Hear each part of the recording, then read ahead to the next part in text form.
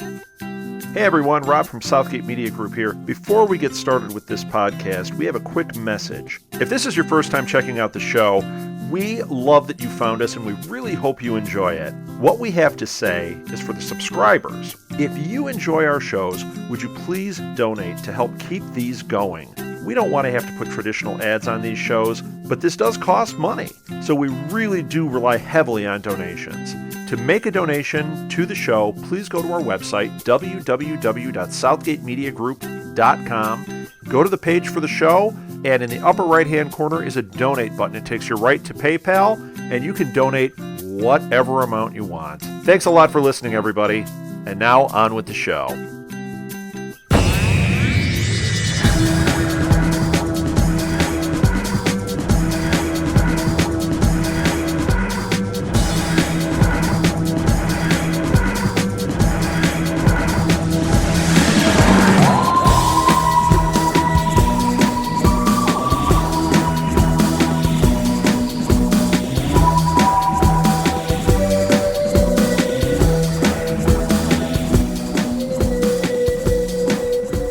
Hello, and welcome to a special Next Stop Everywhere in celebration of the 51st anniversary of the first time the TARDIS showed up on our screen.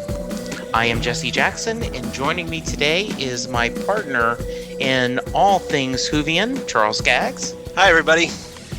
And a special guest, the podcast mom herself, Karen. Hello. Hello, Karen.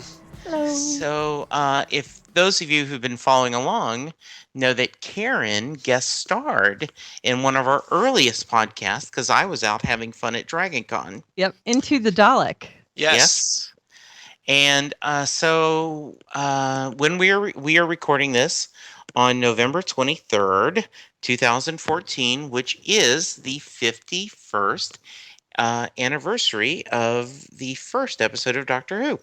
Very nice. Yep. And so we decided that, I mean, you can have all that 50th anniversary stuff, but we weren't podcasting back then. That's right. So we had to do this then. And so Karen jumped on it in a minute saying, I'd love to talk Doctor Who. Oh, hell yes. Yes. And she's always welcome. Oh, Always, that's nice. always, always. Thank you. So I have been on record saying David Tennant's my favorite Doctor. Charles is Peter Davison. So how about you, Karen? Oh, of course, Tom Baker. She's old school. She is old school. Very Tom nice. Baker.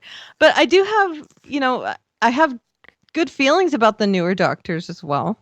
They're all very good actors. And I have a soft spot for the fact that they all have better special effects. But Tom Baker will always have he will always have a permanent spot in my heart. Aw. What? Yeah. So what got you into the Doctor? Insomnia? Okay. That sounds like a great answer. You want to expand a little bit? Okay. It was on PBS late at night in California, where I lived when I was younger. And my brothers watched it, one brother. The other brother watched it grudgingly when my brother would drag him to watch it. And so I would stay up and watch it with my oldest brother, Rick, who was in high school at the time, and I was in elementary school. And I was quite precocious. I was older than my years. My mother would say I was 10 going on 35. And I would talk to adults like I was an adult myself. And so I would watch it, and I would ask my brother questions, and, my brother would say, how do you know what's going on this show? And I would say, I don't know. I just do. I just got the concept of time travel right away. And I guess that's what really pulled me in, is I really understood the concepts in the show. I mean, as much as you can understand Doctor Who. And I guess it was 5th or 6th grade I was in at that point in time in the 70s. And then I just, stayed a fan. I watched back, because it went off the air not too long after that. There were a couple doctors after that, but I watched through, off and on, as much as it was on PBS. It was sporadic in California, and then I kind of dropped out. And then when it came back on, I got really excited and started watching it again, and just completely fell back in. So that kind of takes me back a bit because, I can totally sympathize with Karen because I went through that whole thing with my PBS station. I think my PBS station here, it was in Cleveland, at a WVIZ out of Cleveland. And yeah, they would, because it was PBS, they had to like order these packages of various doctors. So you got like, either you got to see Tom Baker episodes over and over and over again, or then you maybe lucked out and got to see Peter Davison next. Right. And then you had to go back to Tom Baker and through Peter Davison again, and then maybe you got Colin Baker or Sylvester McCoy after that. Or then, maybe. And like, for me, thankfully, mine was pretty thorough. They went back and they got the Hartnells and Patrick Troughtons and John Pertwee, so I got to see all 7 doctors. Yeah, we got the black and whites every once in a while. And during the drives, when they had the pledge drives. Mm-hmm. Oh, that was the bevy of Doctor Who time. I mean, they would have like the whole Doctor Who day. If you like Doctor Who, call in and give now. And I would be up all day watching Doctor Who. And, they would be like, which Doctor do you like the best? And I'd be like, I don't care. Show them all. Yeah. and stop doing the damn pledge breaks. Right, exactly. But I didn't care, as long as they were showing it. But, it was really, back then, we didn't have BBC America. It was just, we took whatever we could get. It was on once a day or once a week. Right, exactly. We walked uphill in the snow to watch Doctor Who. And once a week, if we were lucky, we got to see it. So, there wasn't this 3 times a week whenever we wanted to watch it sort of thing. And no web, no of this fancy schmancy on demand or no TVS. No, we had a dial and all that stuff. If you had a VHS, you were like high tech back in the day. Exactly. So yeah, it was. I took what I could get, and it was mostly Tom Baker. But even watching all the other stuff, I was really into Tom Baker, and he had curly hair. Again, I keep saying he had curly hair, and he was one of the people that I thought, man, he can really rock that curly hair. And I also have curly hair, so I was like, yeah, I'm in. So. The Who-fro. So, yep. So I'm curious because, I have not gone back and watched a lot of classic Who. Yet. The plan is this off season, we're going to do some specific episodes, and I'm sure once I'm immersed in them, I'll enjoy them. But you guys didn't find a barrier at all just with the different... the style, the acting, just and I'm not going to pick on the special effects because we do. But yeah, it doesn't we do. bother we do. me. Like when I'm watching a classic movie and you can tell they're in a set and there's a film strip behind you showing the road. Yeah. That doesn't bother me, but it feels at times it moves a little too slow. And it feels like homework at times watching it. So did you guys never feel that? It just, was it something about it got you just captivated? No, Doctor Who, I don't feel like Doctor Who's like that. Doctor Who moves pretty fast, and I feel like it can almost leave you behind. Mm-hmm. It's almost the opposite of of moving slow. There are episodes that go over my head even now, depending on who writes it. Although I don't feel lost, there's always something that entertains me, even if there's some concept that I might not grasp right away. And now there are resources, there are wikis and all sorts of things where you can go to and you can say, well, okay, I didn't grasp that concept. Let me go and look it up. And, you go and look it up and you go, oh, I get it now. Oh, that's what happened. Right, exactly. Yeah. But yeah, even then when I was little and I watched it, even if there was something that went over my head, I still really loved it. And there were maybe things that in context I got because of the British English, differences. The cultural differences. Right. Yeah. But I was already reading Bills and Boone novels. Easy for you to say.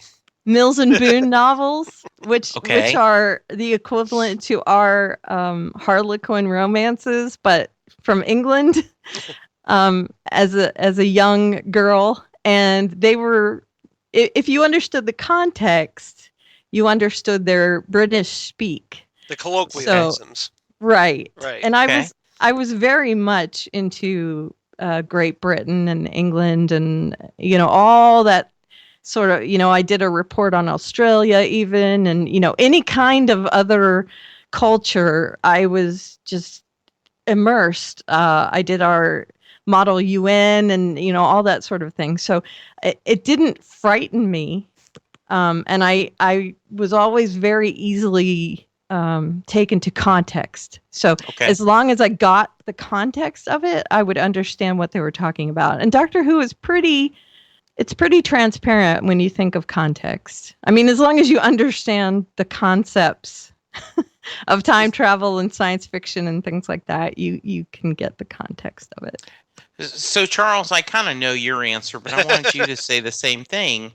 So you did not, you just fell in love with the show almost immediately, right? Yeah, well, it was like I think I've talked about this before, but it's basically like it was a Saturday afternoon and I was just bored out of my mind, which is like the perfect mindset for trying old school Doctor Who. Because you're just like looking to be entertained or like looking for something interesting. And the thing is, like, when I turned on, it was like Tom Baker episodes. It was like the first time I saw it, it was like the Seeds of Doom. And it was just this weird, dark, like it was just this mysterious, strange thing that I really hadn't seen before on television. It was just completely different. It wasn't anything like Star Trek or Batman episodes or just whatever. It was something completely unique. And for me, getting into those episodes, like, just this, like, okay, who's this guy? And like I guess he's got a friend, and they're battling these aliens, but like there's some really weird aliens that like are completely unlike anything I've seen before in American sci-fi. So everything eventually resolves itself somehow, although people die, and they seem like pretty cool about people dying. Just this is like one of those things. And so, it was just something completely different that just captured my imagination right off the bat. So I'd like to know from both of you, when word got out that they were going to bring the series back the first time with the Fox movie, what were your thoughts before? And then once you saw it, kind of give me your, what was your impressions at the time? Has it aged better or aged to the worse since that time? And Charles, we'll start with you. Oh, okay. I was gonna let Karen go, but okay. My reaction was that yes, finally. This was such a saving grace to get that Fox TV movie in 1996 because it had been 7 years since Doctor Who went off the air with the last episode, Survival, during the Sylvester McCoy era. And just to get, at that point, Doctor Who fans were just desperate for anything. All we really had at the time, we were getting like the Doctor Who magazine, which was like, like the Bible back then. And then you had like, you had books, you had like the Target novels, which were novelizations of the episodes from the original series. Plus you had like the new adventure. So you had like, like a continuation of Sylvester McCoy's Doctor in book form. And that's where we got to meet Paul Cornell, who became one of the most notable writers at the time in the books, and then he went on, of course, to write things like Father's Day and Human Nature on the television series when it returned in 2005. But it was a very dark time for Doctor Who fans, and so there wasn't that much and fandom was dying because there wasn't anything new to supplant it. So when the Paul McGann was announced as the Doctor, we're like, oh great, cool, they got somebody British to be the Doctor.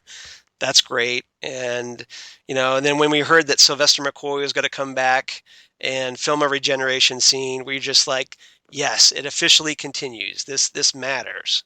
And so that's why it was, when we watched the episode or the TV movie that, yeah, it had its flaws. It wasn't as great as we wanted it to be, but it wasn't horrible. And yeah, you had Eric Roberts' Master being a little campy and cheesy over the top. But McGann was a great Doctor. And I would have loved to have, if he would have had the chance to continue. But otherwise, it was just, it was just great to see the Doctor, even for one night only, the Doctor Who was back, and it kind of reinvigorated fandom, and we got to kind of play around with the Eighth Doctor in novel form a little bit, and kind of continue with him and in comic adventures and Doctor Who magazine. So at least it breathed a little new life that we didn't really get the full taste of until 2005. Okay, Karen, how about you? Yeah. Well, that was a pretty big year for me, and the fact that that's the year I got married. But that was 96, right? Yes, the year before I got married. Oh, okay. That's good. Yeah. But yeah, I was running around trying to plan my wedding that year. I got married late in the year, and it was on my radar, definitely, and I was very excited to hear about it. And, I was really looking forward to it. And when I watched it, it was almost like, wah, wah. But, so I'm going to stop you there. Is it the way Star Trek the motion picture was to we Trek fans? Kind of. I don't want to say anything bad about it. Yes. But it also did the same thing as Star Trek the movie did, in that it kind of reinvigorated the show, where it did bring new life to the fans. It brought a new spark, and it kind of sparked new ideas, in that I think without that movie, we wouldn't have gotten this new iteration of the show. Okay. Yeah, I totally agree with that. Very nice. So yeah, the movie wasn't what I wanted when I heard about it, but again, there was so much stuff going on in my life that year. It was on my radar, but it wasn't like, I really hate to say that it just wasn't important. It wasn't the focus of my life that year, but it was on my radar. It was just like, oh, I'm so excited, and then I watched it and I was like, wow, that wasn't that great. Well, I got other things I got to do.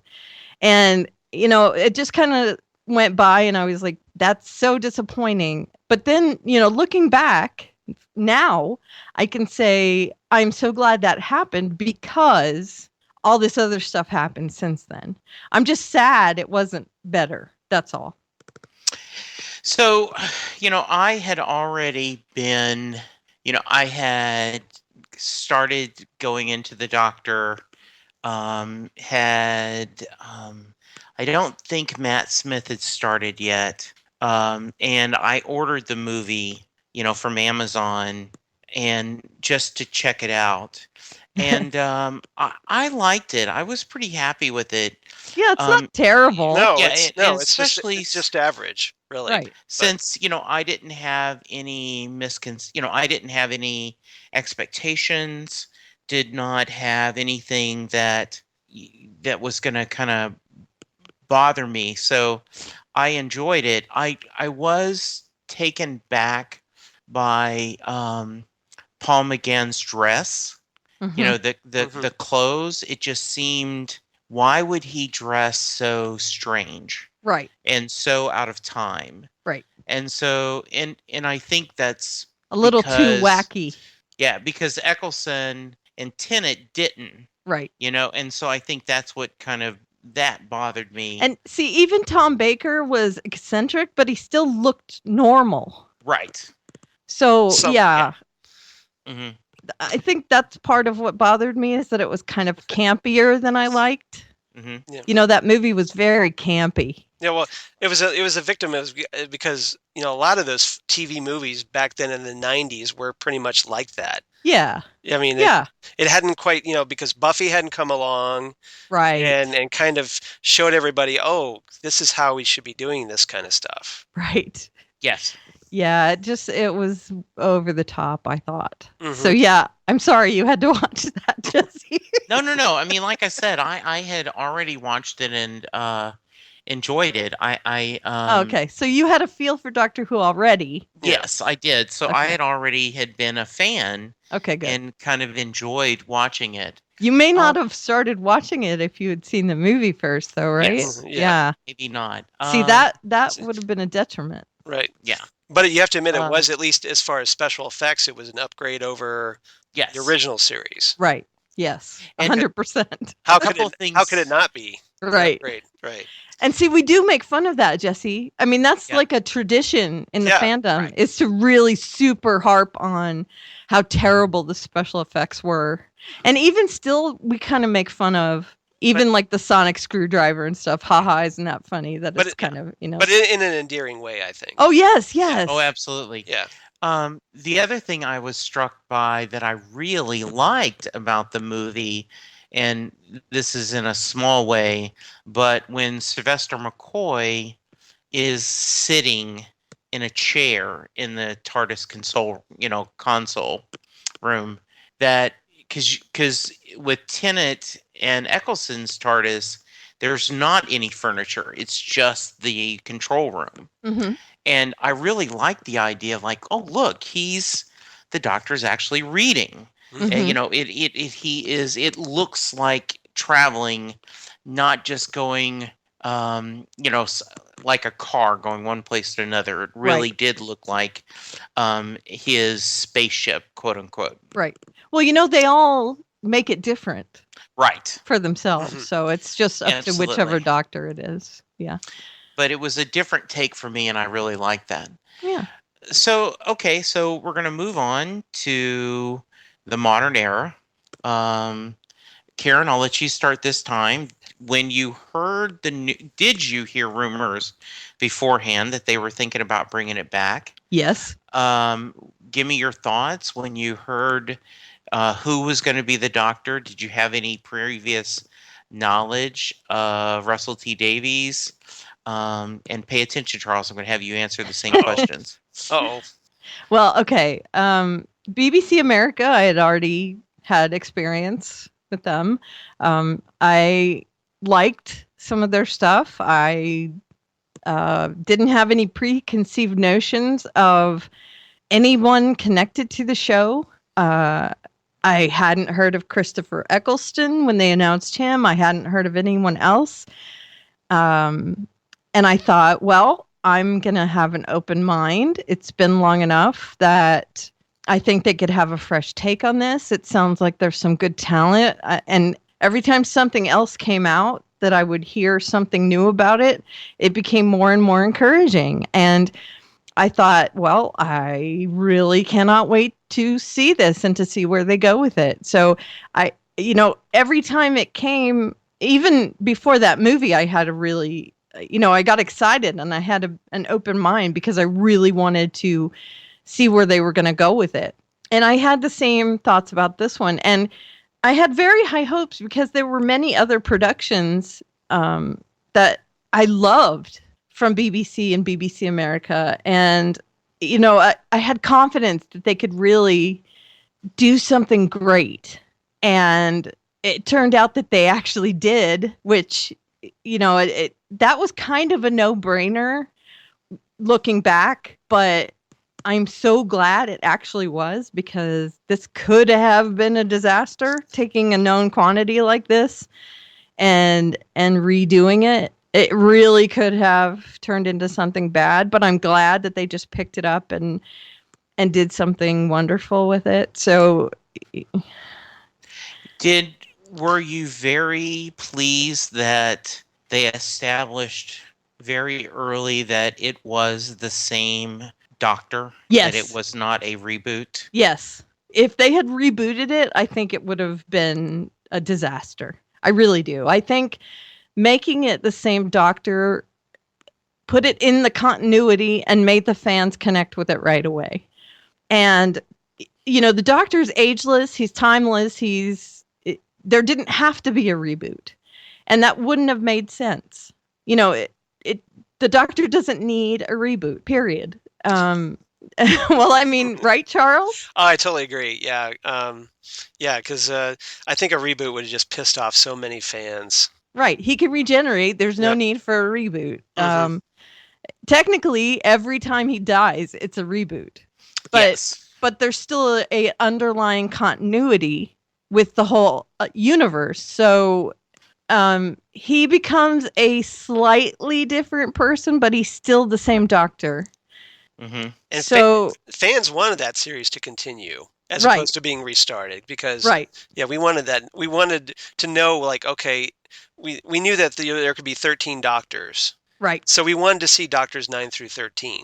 Right. Right. Right. We wanted to see where it ended. We didn't want this trailing kind of thread over here and then for them to pick up and do something else with it. It just didn't make any sense.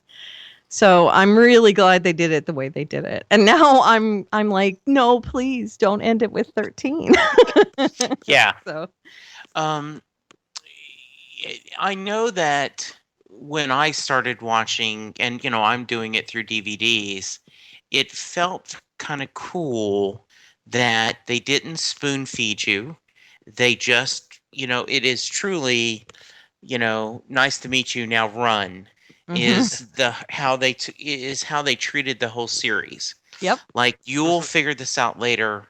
Just start watching, and it was the right way to do it. I think in a lot of ways, fandom should be always grateful for Russell T Davies for making sure it's got to be the same Doctor. This is not a reboot.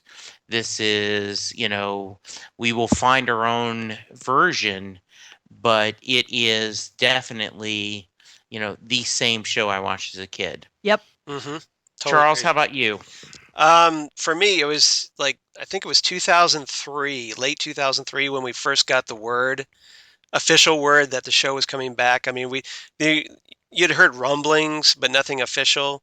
And then we got that announcement, and it was just, I remember looking on the, seeing it while I was at work. Sorry, I guess I should have been working, but too bad.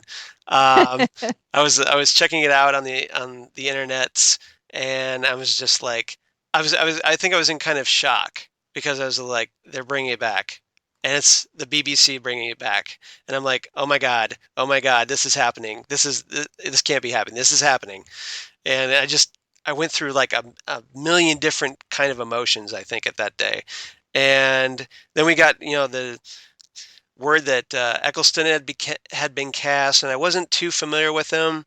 I'd seen him in I think one or two things, but I didn't really know him all that well. So I tried to go on YouTube and play videos of him so I can kind of get a feel for what he might be like as the Doctor, and then later on, I learned that that the BBC had approached Tom Baker about the possibility of returning, and it was just bizarre how that whole thing just kind of shook out, and we could have gotten something completely different, and that there was Michael Gray, the guy who originally took down Doctor Who, the original Doctor Who, was apparently, we learned, working behind the scenes to sabotage the show again.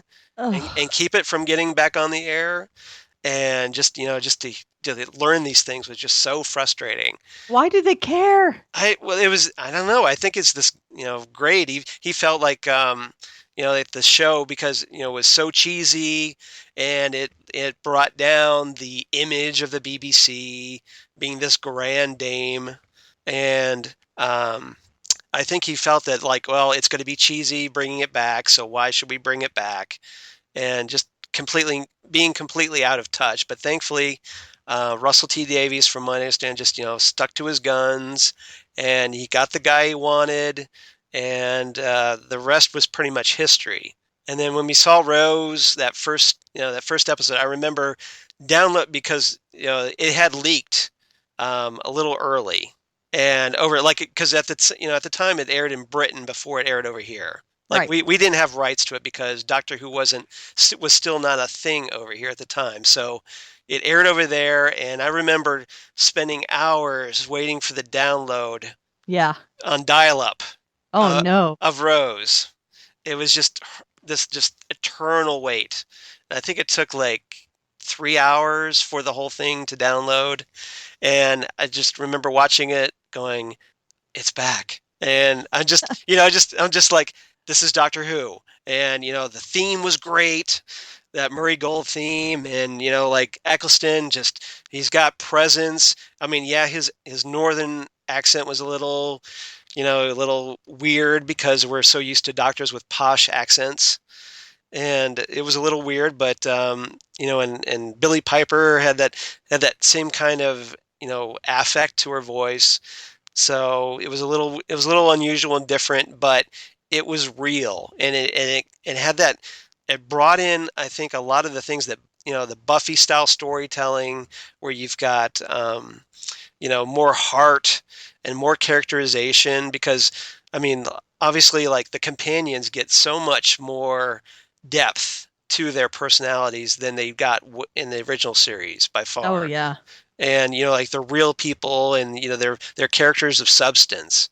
And I think Russell T Davies was smart to bring those Joss Whedon elements into Doctor Who.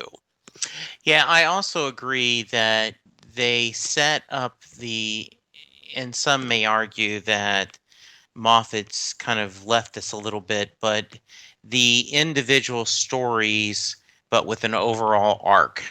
And sometimes I think Steven wants to worry too much about the overall arc, but normally it's a pretty good blend of, this series, we are telling you a kind of a long distance story that's in these, 12 to 13 episodes, but we also, each of them, most of them are self-contained. Mm-hmm. Yeah. Yeah. I would like it to be more serialized, personally. Yeah, I would too, because I think I think Moffat gets too wrapped up in his fairy tale themes a little too much, and he wants to be the guy that goes, "Oh yeah, remember when I mentioned this back in episode 1 of the season, and here it is playing out in episode 13 or 12 or whatever," and like, "Oh, isn't this amazing?" And right. He gets too caught up in those little tiny details. Yeah, he wants to weave everything like this big tapestry. Right. And while Russell T Davies was like, "Okay, here's here's 12 episodes, here's like 11 episodes, and we're going to do a 2-part finale. Mm-hmm. And then we'll do something at Christmas." And then I'm actually happy, and I obviously would not complain if it was a longer arc. But I kind of like the idea that they are fairly self-contained. Kind of like the USA Today model, where the stories are self-contained and they have a little bit of the story. It would be interesting to do a longer arc, but I'm overall pretty happy with that. So, favorite modern era Doctor? Charles? Favorite modern era? I would probably say Tennant. Okay. Just because I'm a huge Matt Smith fan, and and I enjoy Eccleston. I probably would have enjoyed him more had he done more than one season. Yeah. But Tennant, I think, is just he captured like a brand new audience. Like, it was just this, like, it wasn't just like, like a few, like, closeted American fans, like, there's just everybody get to, come out and be like, okay, you can go to Doctor Who conventions, and there's all kinds of people. You've got young, old, male, female, white, black, you name it, Asian, just all kinds of people that are just really into the show, and it has such a broad appeal. And I think David's Doctor was responsible for the most of that, and then carried on brilliantly by Matt, who pretty much cemented the deal. Yeah, Karen, how about you? It's so hard to decide. Story-wise, I have to say Matt Smith. I have to say Matt Smith. I think Matt had some really good stories. Yeah. I like David Tennant too, though. I mean, it's such a close race between the two of them. And I liked Christopher Eccleston very much, but his run was just so short. Right. It was. Though, I think if we're going to give Patrick Troughton the glory, the credit for selling the idea that it's the same character, yet with a different face. Right. I think Christopher Eccleston did that for this modern era. That I agree. Said, he set the standard that this is the Doctor. This is Tom Baker and Peter Davison and, Colin Baker and Sylvester McCoy and on and on. I can't put him up against Tennant or Matt Smith. Right. No. Yeah. And Capaldi's only had one season so far. Right. So. I like him very much, though. I mean, I didn't like the idea of him at first. Whereas when they said Tennant's leaving and Matt Smith's coming aboard, I didn't have an issue at all. Yeah. But when they cast Capaldi, I was like, oh, I don't know. Oh, okay. But he won you over. Yeah, I think he's done a good job so far. I think so too. I wasn't sure about him. Matt Smith, I didn't have a lot of reservation about. Okay. But I think Matt Smith did a really good job, and his storyline was just so amazing.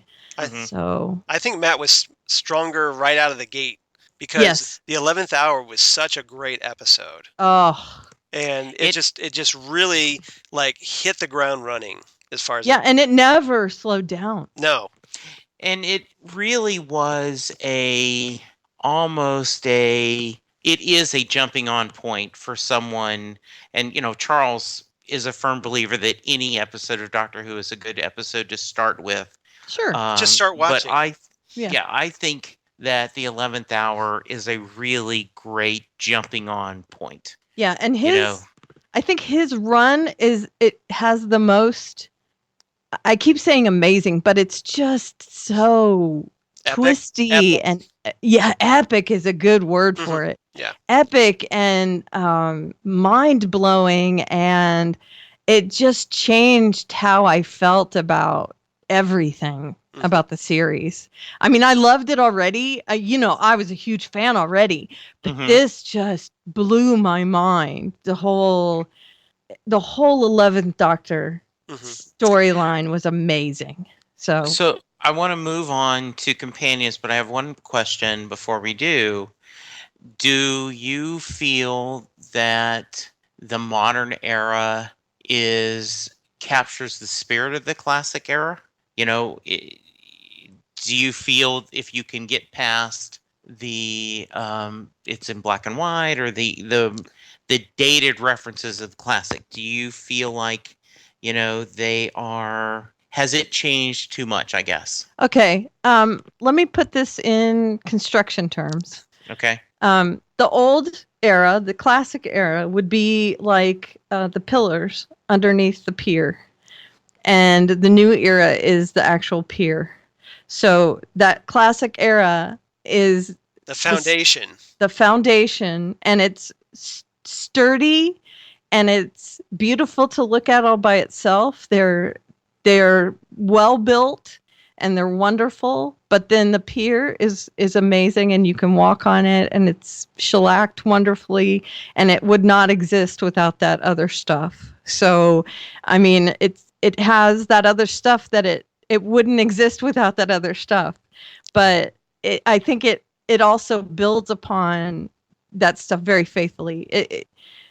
It goes hand in hand. I think it's very faithful to the original, but it's separated as well. I mean, it's two sides of the same coin. Let's put it that way. It's different, but it's the same.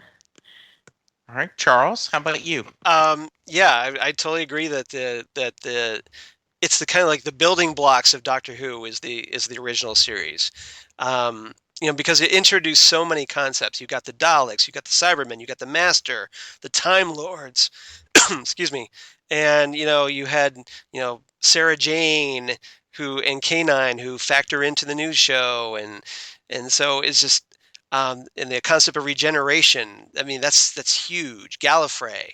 So yeah, there's just so much there that the new series draws from, but obviously the new series has got it's got its own, it doesn't just recycle everything constantly, just that. I mean, it retells, it, brings like the Daleks and the Cybermen back, but it has new spins on them. You've got episodes like Dalek, which was a completely different spin on the Daleks and made them feel like more menacing than they have ever felt before. Just this one Dalek. And the Cybermen, they've obviously evolved. Like not just with new suits, but they've got all kinds of new abilities, and so it takes it, but then runs with it, and then has its own thing with like the Silence, and River Song, and just all kinds of new concepts. The Weeping Angels is a huge one. So it's a natural evolution, I think, of the original series. So you guys both said you had good things to say about Peter Capaldi. So scale 1 to 10, TARDISes, how would you rate his first season as the Doctor? Karen, you want to go first, or you want? Yeah, I'm thinking. Okay. How would I rate him? Well, I loved the season. I think I'd probably give him an 8-ish. Okay. So far. Yeah, right. I would also give him an 8 because I think there's room for improvement, but I think Capaldi made the Doctor his own without being like trying to just copy a previous Doctor. Mm-hmm. He's trying to put his own spin on it, but I know that the actor is a huge fan, so he's not going to disrespect it. He does respect the material. He respects the show, obviously. So I think that's great. And, I think it's just right now that maybe Jenna Coleman's Clara Oswald isn't quite the best fit as a companion for him. And maybe like, I think a new companion would kind of take things in a completely different direction. And I'd be curious to see how his Doctor interacts with a different companion. Yeah. Okay. I would also go ahead, Karen. I love the arrogance and the mystery he brings too. Absolutely. Yeah. Thank you, Lou. Arrogance. Yes. I would give him 8 calculations on a blackboard. 8 where's Wally's? Mm-hmm. Yes. So let's talk about that. 8 I'm kind of jumping ahead. Yes. Kind of jumping ahead on our agenda. We'll get back, but let's assume Clara does leave at the Christmas special. What kind of companion do you think would be a good fit for the 12th Doctor? And do you have any suggestions of actors or actresses you'd like to see in the TARDIS? And we'll start with you, Karen. Well, he doesn't like soldiers. Yes. So how about a soldier? That's right. Yes. I think that would be really great to see a sandpapery sort of relationship between him and his companion. Mm-hmm. God, I wanted to see Idris Elba so bad as the Doctor, to see him come back and maybe be a soldier companion. Just someone like that, a big, bulky kind of guy. I think that would be interesting to see. I don't think he needs a female companion. Okay. Or to maybe almost see, I was going to say, you're going to ask who our favorite companions are. Yes, I am. Okay, and I'm going to say right now, Romana 1 is one of my favorite companions. Okay. And to see she's also a Time Lord. And to see someone, he also is very snobby, Peter Capaldi's Doctor. Yes, he is. He believes that humans are below him. So to see someone his equal also to kind of bump up against him, I think that would be interesting as well. So someone like that as well would be fun. So like a very statuesque sort of Wonder Woman-y sort of looking. So should Romana come back? That might be interesting. Yes. Yeah, because she's what, the queen of Gallifrey or something? Yeah, the last we know that she originally left and was trapped in E-space, but we know that somehow she gets out of it and comes back and became like president of Gallifrey. Right. And that would be interesting. But presumably that's something happens and then Rassilon comes back and takes over before the Time War. But we don't know what happened to her. Exactly. She could be out hanging around somewhere. She could be on Gallifrey for all we know. Only if it's the original actress. I like the first Romana better than the one who actually married Tom Baker. Well, unfortunately, Mary Tam is no longer with us. I know. But someone like her. Yeah. You know, a kind of a Wonder Woman-y looking. That personality, glamorous. Yeah. And I liked her. And she was a little stuck up too. Yes. She was haughty. Yes, I like that sort of. Yeah. The second one was much more mousy. But intellectual, I think. Right. Yeah. Yeah. And she was a little smarter than the Doctor. Kind of like River Song, but back in the day. Don't give away who my real favorite companion is. So, Charles, how about you? I totally agree. I was actually thinking along those lines that a soldier would be great to play off Capaldi's Doctor, but I'm thinking that I would like to see a female soldier. I like to see someone physical. I like to see someone who could kick butt as a nice contrast. Do you have a specific actress thinking? I'm not really specific in mind, but I thought that it would be kind of interesting to maybe like. I thought Sophia Myles, who played the girl in the fireplace, was an excellent actress, and I thought that that maybe someone like her, or just someone who could be has the physical skills, and so like with Capaldi's Doctor being a more cerebral, and then not as into the action, what you would contrast that with a companion who's very action oriented, who could actually fight and could fight against the monsters physically, I think would be a great asset. And because she was a soldier, then again, like Karen said, that you would have that kind of conflict that maybe, he might initially have problems, like maybe she could be a police officer or something like that. Just someone who has that kind of skill set. And or like a military type, or like a SWAT person, who knows, but or maybe even a soldier from the future. I think that would be, because I'd like to see a character from the future as opposed to just someone from modern 21st century Earth. But I think the whole thing is that you want that, at least these days, they want that that character that the audience can identify with. Right. So it becomes a tricky balance unless you had two companions.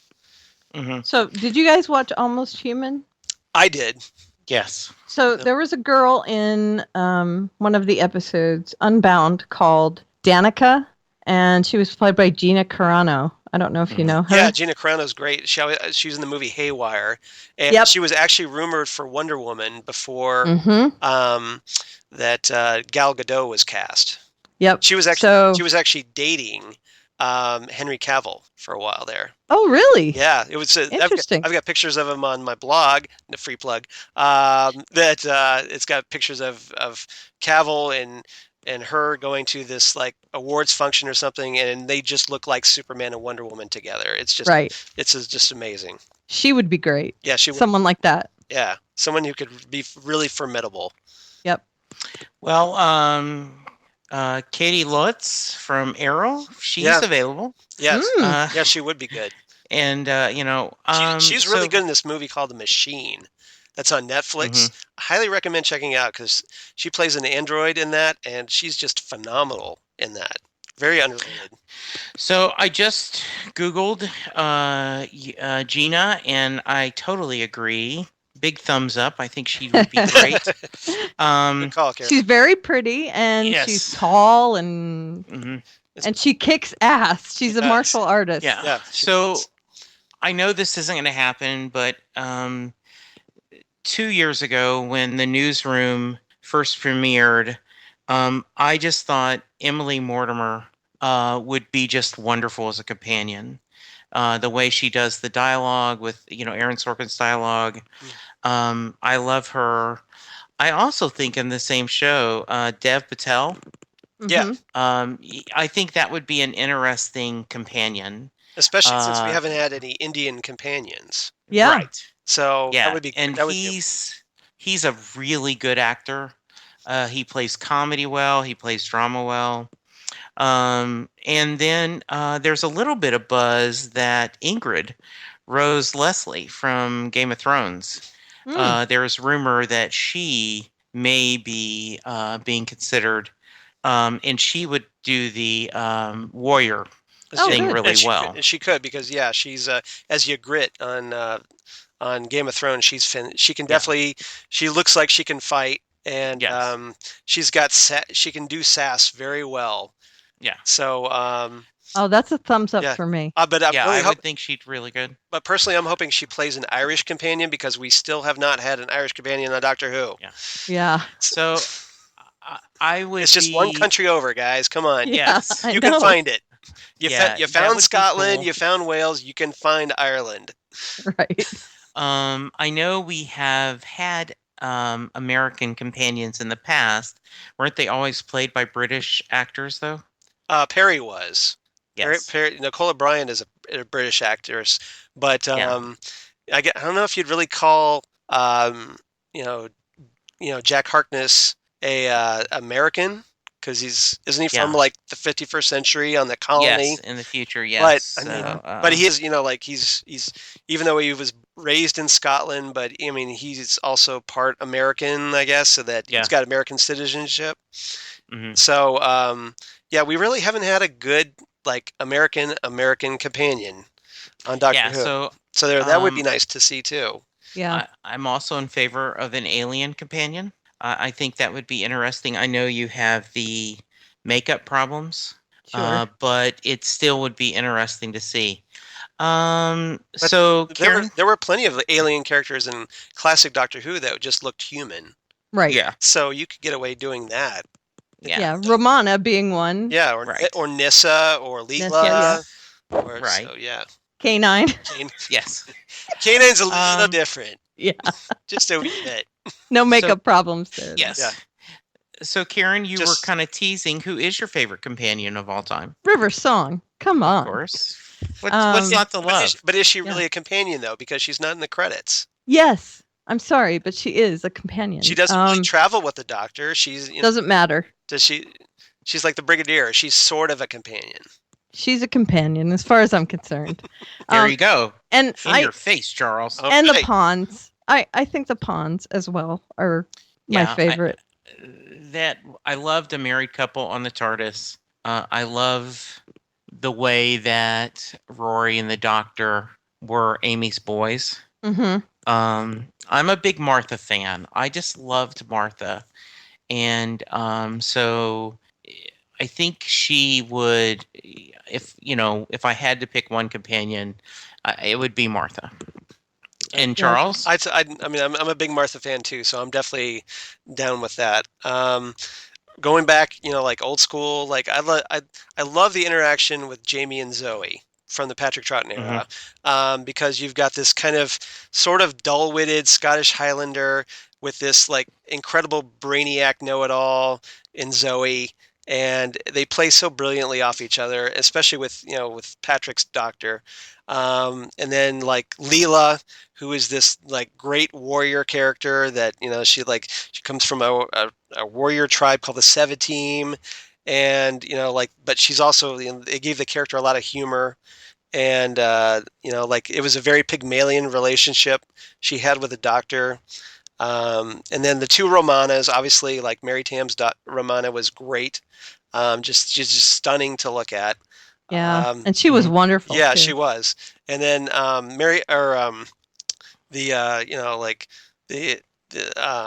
was I going to say?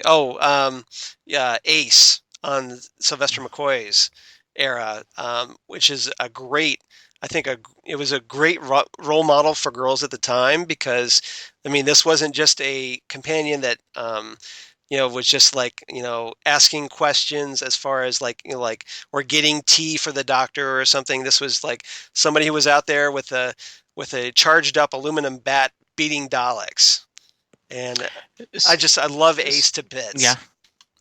So, Karen, Charles obviously has trouble understanding your favorite. Oh my! Well, singular. I love but that's them okay. all. We're gonna. It's your podcast, so we get to make the choice. We are getting short on time. Unfortunately, I have a hard stop. But we could keep talking. So just. I want you, before we talk about the future, I want to talk about the past. What did you do last year to celebrate the 50th anniversary? Charles first, then Karen. Last year, we did went out to the movie theater after seeing, obviously watched The Day of the Doctor on television. But then, we got the movie theater tickets, so we got to go out and sit and watch it on the big screen, which was just awesome to enjoy. And was cosplay? Was there was people dressed? There were people dressed. I was not one of them because you don't want to see me cosplaying. It's pretty bad.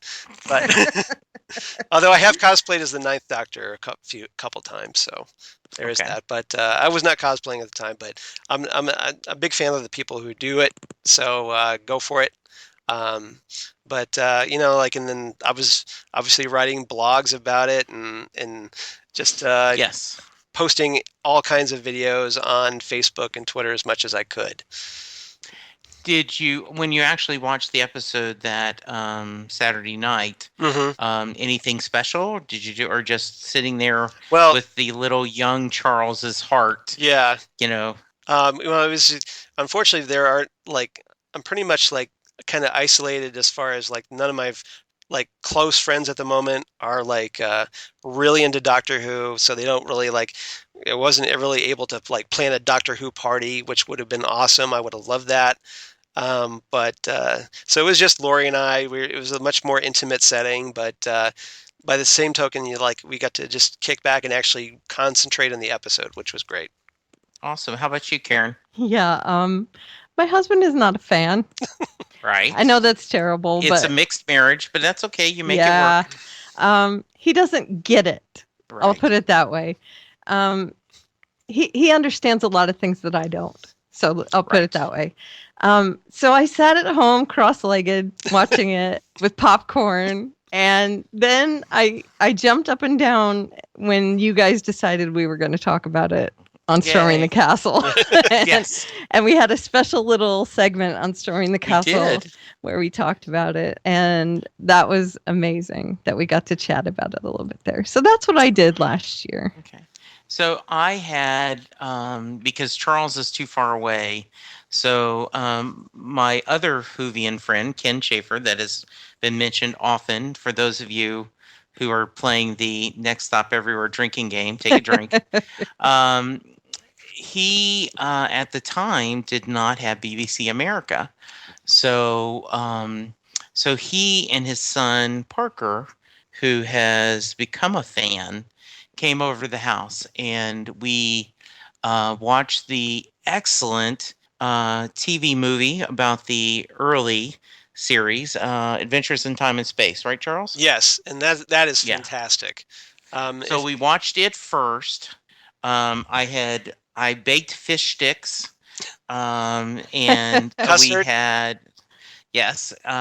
we had plenty. I couldn't find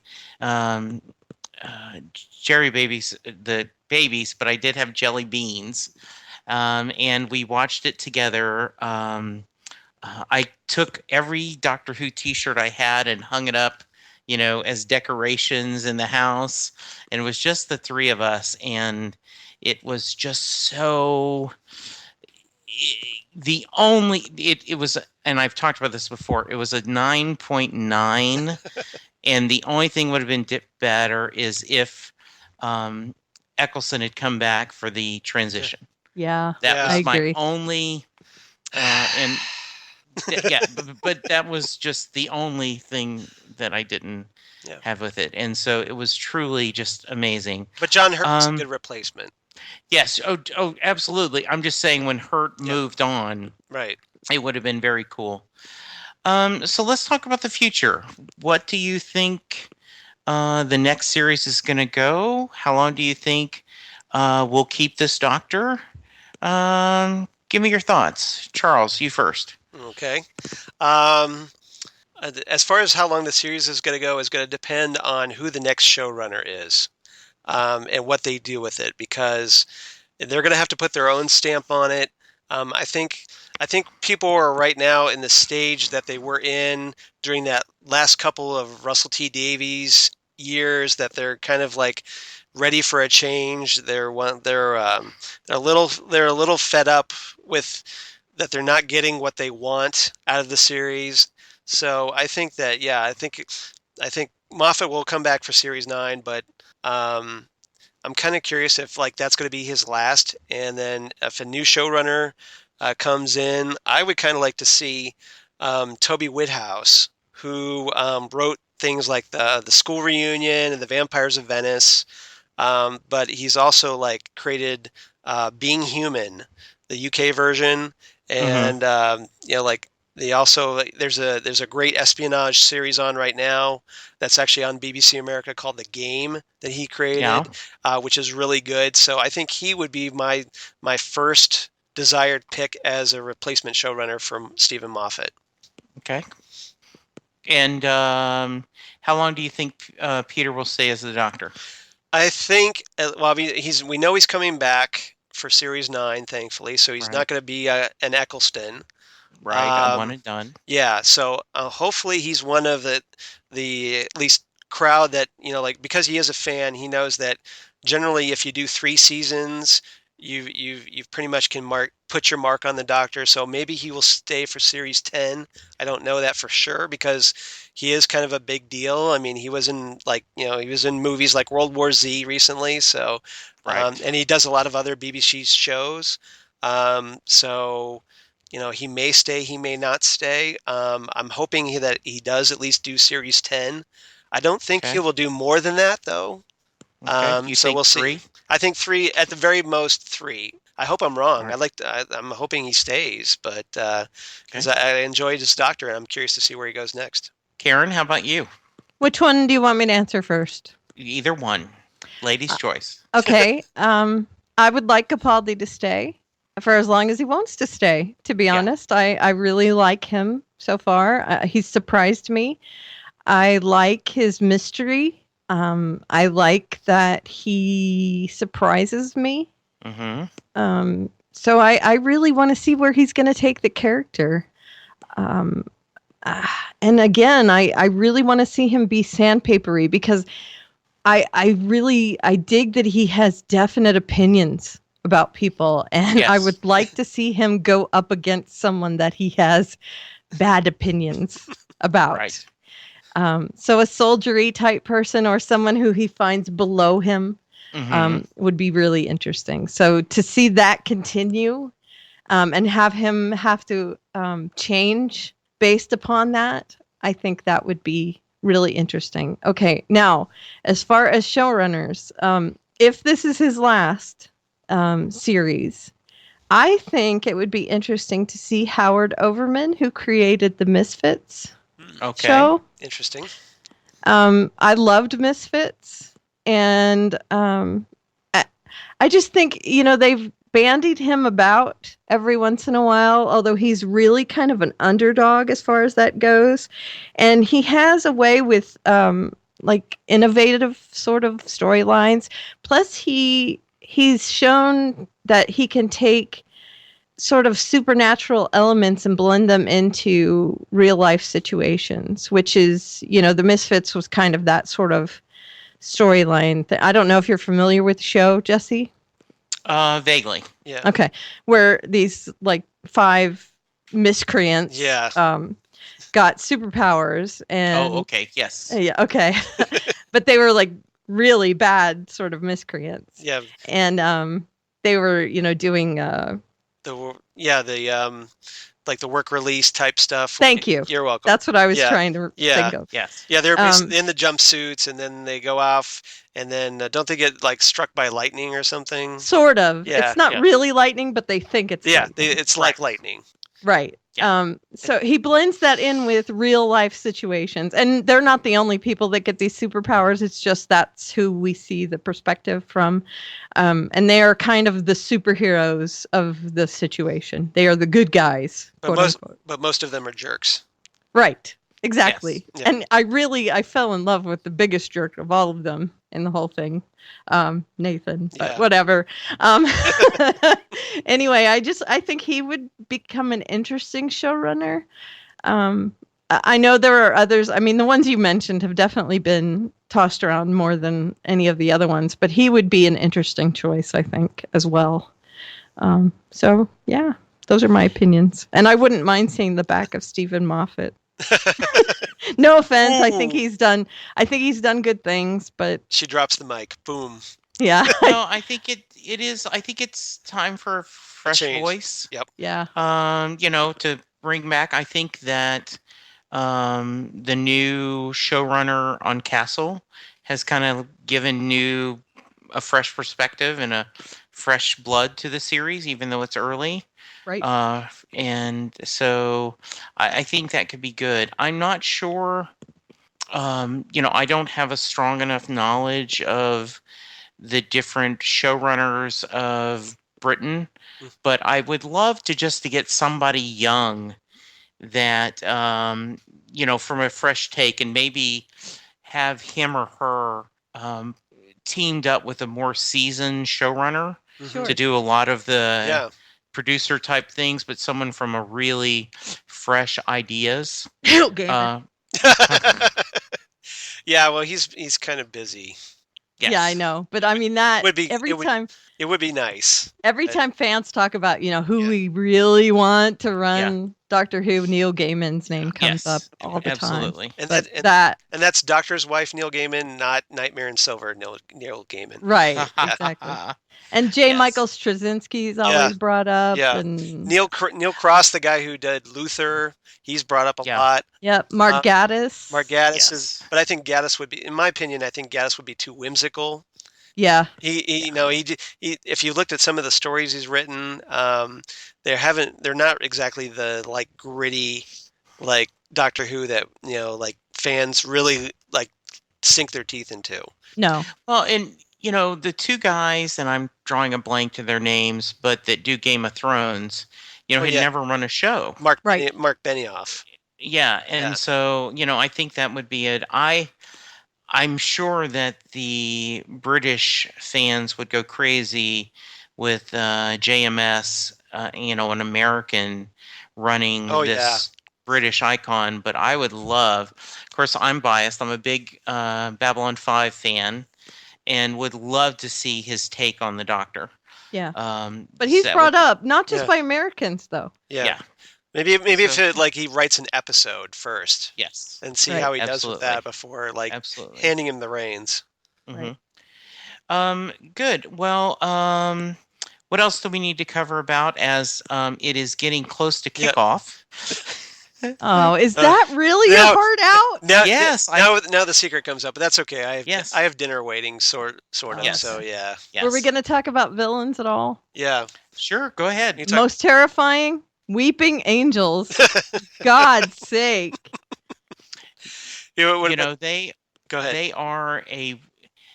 are just a modern, right? The addition to the mythos that is just amazing. And I think 50 years from now, when whoever's writing Doctor Who will use the Weeping Angels. Yeah, they are definitely a modern classic. Yes. That I have Moffat's nightmares. created. And Moffat's shown that you can bring them back.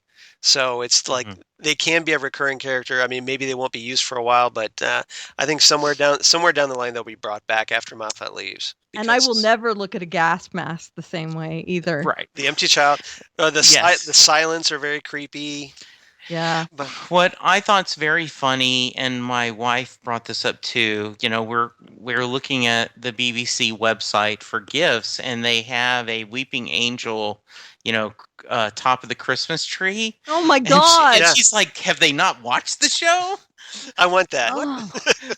What part of a weeping No, angel? absolutely not. No. And they have weeping angel nightlights. Yep. No, nightlights. You can go to Barnes and Noble and you can get a Weeping Angel squeeze toy, like a stress ball thing. Well, see, that's not so scary. So because you could choke it, but yeah. But do you really want your nightlight when you're going and there's this weeping angel? No, and I don't put it on the top of my tree. Absolutely not. Why not just get like a mobile of weeping angels above your bed? No, and I wouldn't put it above a child's bed either because I'm not sadistic. No, I've had nightmares about those. I will not watch a Weeping Angel episode at night ever.